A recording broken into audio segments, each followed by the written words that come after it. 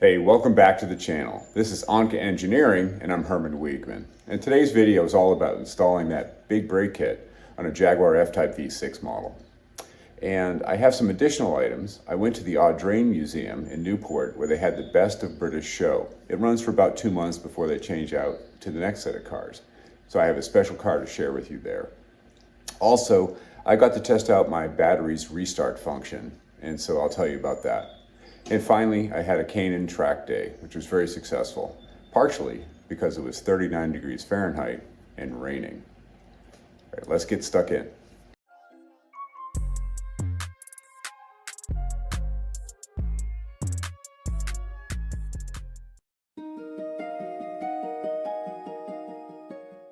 Now, the first thing I wanted to talk about in the big brake kit was actually copper washers. The original equipment copper washers I annealed with a torch, propane, but I melted them, and I should have recognized that. I stayed on them a little too long, and they were ruined. So I had to get at least 2 new washers. But looking into washers, I went to the hardware store, got some Dorman washers, and they felt pretty good, but there's only one package with 2 washers. Now these are pretty nice. They feel good, they're nice and thick. Twice as thick as the OEM ones actually, almost 2 millimeters.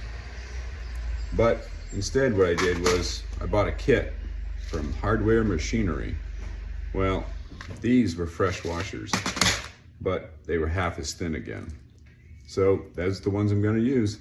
Let's give it a go.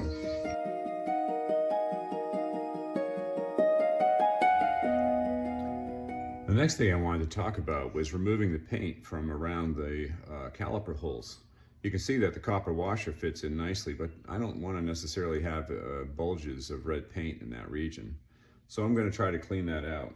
And I have some soft sanding disc with my Dremel tool, and that will probably sand it just fine.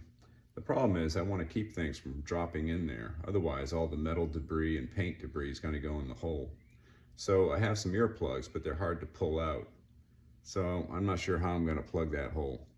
Let me think about it for a minute.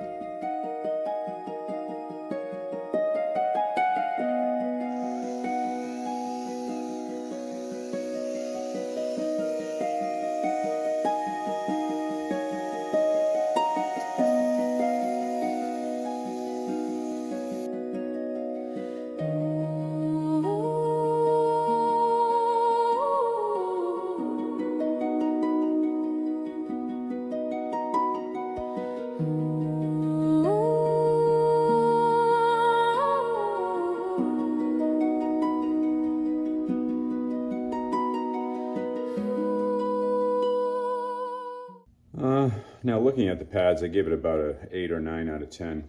These are well formed, although one was bent during shipping. So you have to kind of bend them back. They were just thrown in the box, which is unfortunate. And there is a burr around the whole outside of the pad, but the only place where it really makes a difference is on the bottom surface, which has a slider spring. And of course the top surface here, which I'm going to take down those burrs with a file so they slide better in the caliper, the floating caliper. All right, let's clean these up a little bit.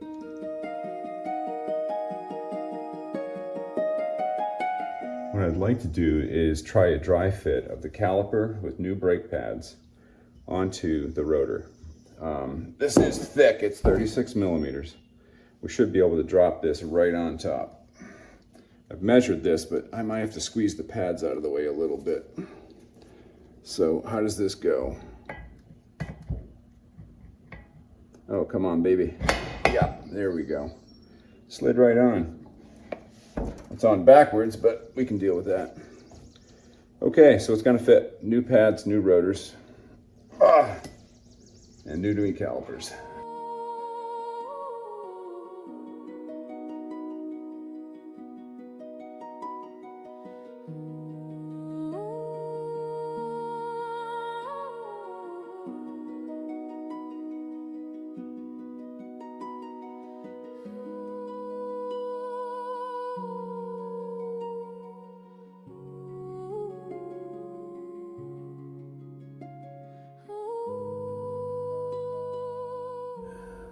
Here we are on the left-hand side of the car, front, and we're going to start with taking off the brake sensor. This here is a bend tab on the top. Pull a 14 millimeter on the banjo bolt. And to keep the banjo bolt from dripping, I'm using the same M10 by 1.0 thread and the old washers from the calipers. These bolts I use to plug the holes in the caliper during the media blasting. So now they're coming in handy again to plug off the banjo bolts.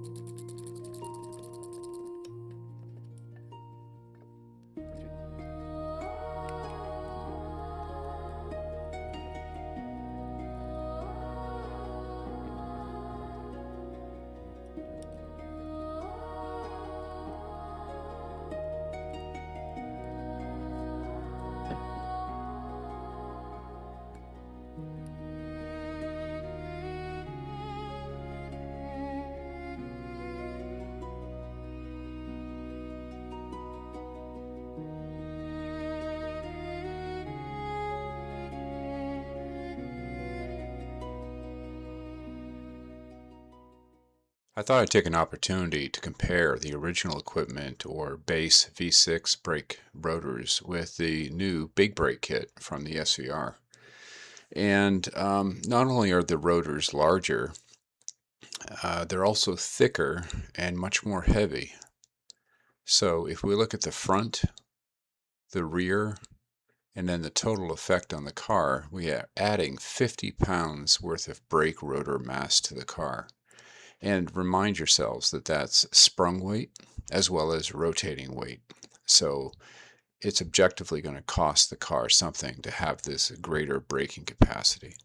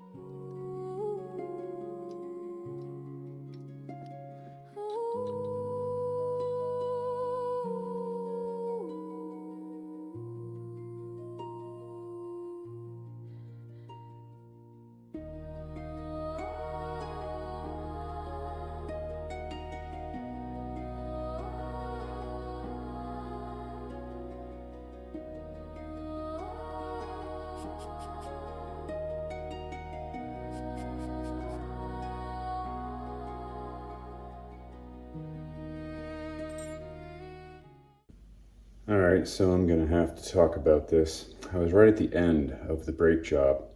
All the brakes are on, the rotors are on, the system is bled. And I thought I'd do one last test, which is just standing on the brake pedal and putting a constant pressure of about 100 pounds, which is something you'd see at the racetrack. Unfortunately, the pedal sunk to the floor. I was releasing fluid. Quickly run around the car. Sure enough, I see fluid dropping in the left rear caliper. So I tightened down on the bleeder screw a little bit more, and it started to strip. And I'm like, crap. So I took it out, and sure enough, you can see the threads here. They're starting to get stripped, and there's a little bit of material from the brake caliper. So some of the thread inside the brake caliper also gave off. And I see some paint flecks as well. So some spray paint got into the rear caliper. All right, so I took out the faulty bleed nipple, the one that has stripped threads, put that aside, got my old brake caliper, removed that nipple and installed it in the car. And knowing full well though that what seals this system is not the threads, but the tip of the needle, the tip of the bleeder is a circular point which goes into the hole and covers the circular hole into the caliper. And so that circular bead right there is what seals the fluid from coming out. It's not the threads. The threads can leak, but this thing can't. Once it's seated, you have to have a good seal there. And it turns out it's not that much torque. And so I over-torqued it because I was feeling the paint in there, and I didn't know how much I was fighting paint or fighting aluminum. And eventually I of course, bitched the threads on the aluminum. So I carefully seated the replacement in the new caliper on the car and snugged it down just enough, just a few foot-pounds, and it's holding brake pedal pressure. I can stand on the brake pedal with about 100 pounds of force, and the pedal remains firm. No fluid leaks out, so I think I'm good to go. Don't do this at home, boys and girls.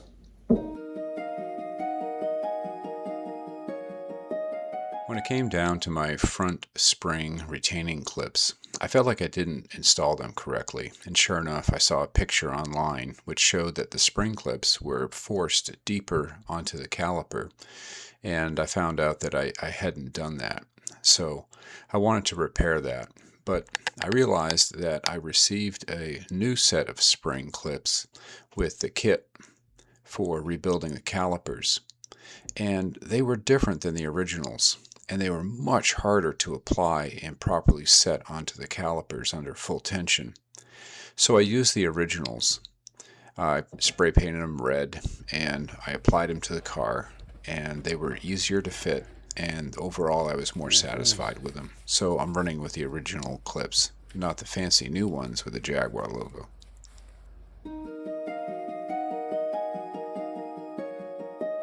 There are other options out there to achieve the same braking function, but with less detriment or less mass. Velocity AP out of Canada offers a two-piece lightweight rotor for the front and rear of the Jaguar F-Type, and you can lose a lot of weight that way.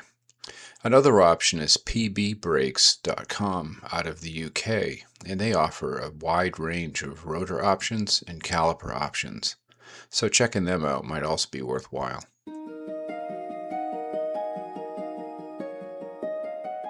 Now, I had a chance to go out to the Audrain Museum in Newport, Rhode Island.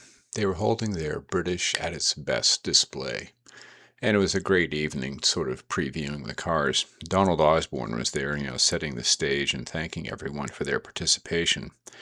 But what really caught my eye was one car in particular, a 1965 Aston Martin DB5 in California sage green. Now, this was a departure from the traditional silver birch color, and the car just really captured me. It had such presence, proportion, quality, and I really got to get up close and personal, and I really found it an attractive piece of machinery. Wow. I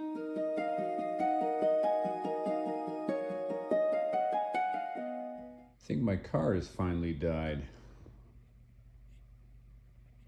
Unlock the doors. Nothing.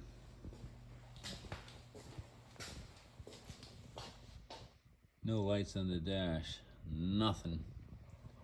So, I think it might be time for me to push this button.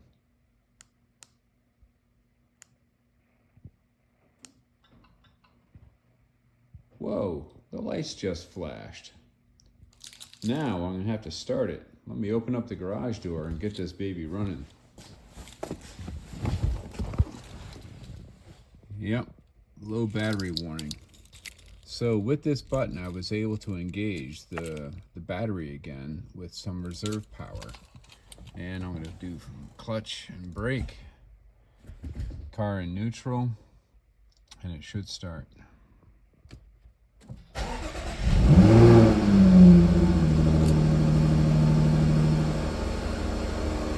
All right, so that worked. My car was dead. I engaged it with this button and now started it. Cool.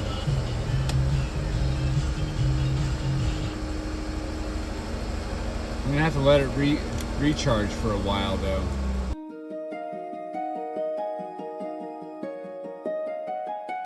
Here we are at Canaan, New Hampshire, and it's bitterly cold and very wet. We had snow last night. The tents are still standing, well, not all of them. Some fell down. But it's a great day to be here. It's really slick. It's not about maximizing your time. It's really about maximizing your learning.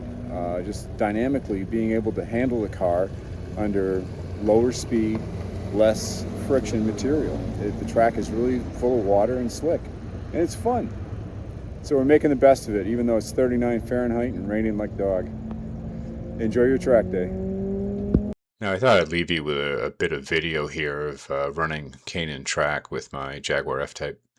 But my son and his crew from work also brought their Jetta TDI, and in preparations for some Lemons racing later in the year. So the drivers all got to check out the car and drive it in the wet and drive it on the track. So that was nice. It was a lot of fun. And I'll just leave you with a bit of video here with Ariel Adam that came up behind me, and I'll let him by. But either way, a really fun track day. I highly encourage you guys and gals, go out there and do it yourself.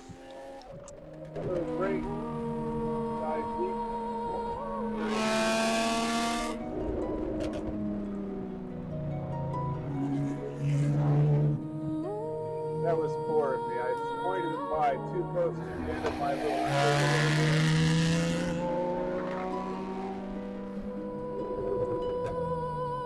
Alright, just watch these two go at it. Yeah, those are wild. Yep, they are wild. That was better.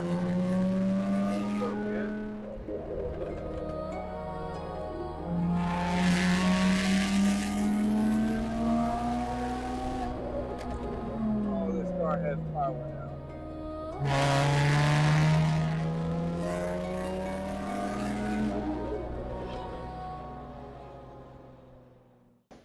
And that concludes today's video on the installation of the Big Brake Kit on a Jaguar F-Type V6. After all the dust settled, I realized that I ordered too many parts and pieces, so I have extra wires for sensing the front and the rear brake pads. If you need one, drop me a line and I'll give it to you. Hey, it also was great to see that the restart function on the anti-grav battery worked really well. After a certain point, it disconnects and preserves power enough to come along, reconnect, and start the car. So I thought that was pretty cool. It worked great. And finally, I hope you enjoyed the track time at Canaan. On that thread, I had just recently participated in 2 autocrosses, so the next video I'll probably cover those. I ran one on a Saturday and another one on a Sunday. Both were the same course, but on 2 different venues and locations here in southern New England. Very interesting results, so hang on for that one. And one last comment. Our channel is about to surpass the 1,000 subscriber mark. So hopefully with this video, it'll push us over the top and we'll be beyond that milestone. So well done, everyone. And I hope that the content here is of interest and you keep coming back for more. In the meantime, remember, my friends, drive well.